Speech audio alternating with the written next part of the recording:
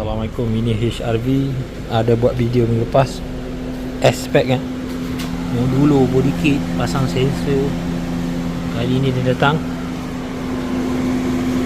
pasang 360. Dia pakai full set dulu .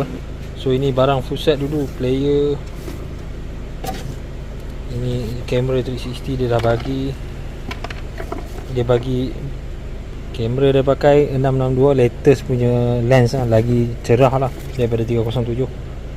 Ini DVR dashcam depan. Ini TPMS. Okey, 1 2 3 4 barang tu. So player asal kita buka. Ini player asal flat open fossil lah. Kamera buka, casing buka. So ini dulu dia ada kalau siang cerah, malam gelap. So ini tim yang kosong lah. Kita boleh buat dia jadi navigation. Ok, yang best dia kali ni kita install ni, tengok ni kat atas tu TPMS, dashcam dengan OBD lah. OBD kita tak berjaya lagi cara ni. TPMS ada kat sini. So dashcam pun kita boleh buat ke. Kita kena masuk tim yang lain lah. Ini ADAS. Tengok nanti dia boleh detect kereta, speed, lane departure semua kat sini . So kalau nak buka full dia, kita pergi menu dia, pergi DVR 2K ni. Tengok gambar dia, sangat clear. Ok, dia ada ADAS ni. So kalau tak ada dashcam, boleh pasang ni. Ok, ni TPMS dengan temperature tayar lah. Ok, boleh buat split screen 3 dulu. Lepas tu dia punya launcher memang banyak jenis . So ni YouTube pun boleh letak tengah. Ok, ni dia punya setting semualah. Ini vehicle status.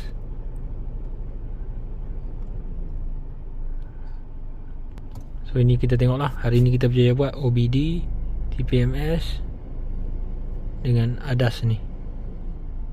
Ada banyak lagi, tapi kita Malaysia punya mungkin kurang support. Sound pun dia ada DTS.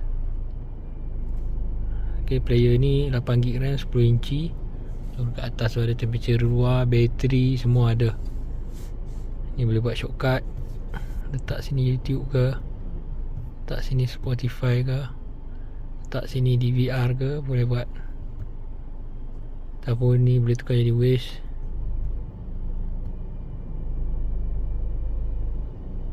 App selection jadi Waze. Ok, dalam ni semua connection dalam ni. Ni TPMS. Lagi ini connect dashcam daripada atas. So kita ni ada 2 dashcam. Tapi dulu depan saja, belakang tak ada. Ini OBD ni, tapi dia tak dapat baca untuk kereta ni. Mungkin protokol tak sama, dia tak baca untuk protokol Honda HRV ni. Canvas kita dah jalan agak, tapi dia still tak boleh detect OBD. OBD dia kat sini, nampak tu ada hijau. Tu cucuk je sini. Dia buat Bluetooth lah, dia connect Bluetooth. Tim dia sangat banyak. Kena pandai pilih, kena pandai customize. Macam-macam lah. Pintu buka nampak sama. Lepas tu dia ada macam biasa lah, kita buat sensor. Dia ada trigger sensor. So sini dia ada lah, nampak tu trigger.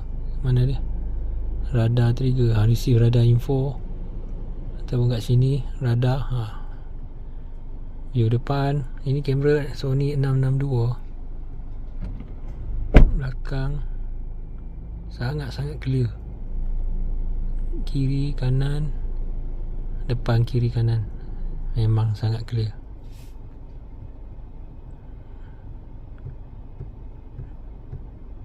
Kereta HRV. Ok, itu saja. Siapa yang berminat boleh rujuk.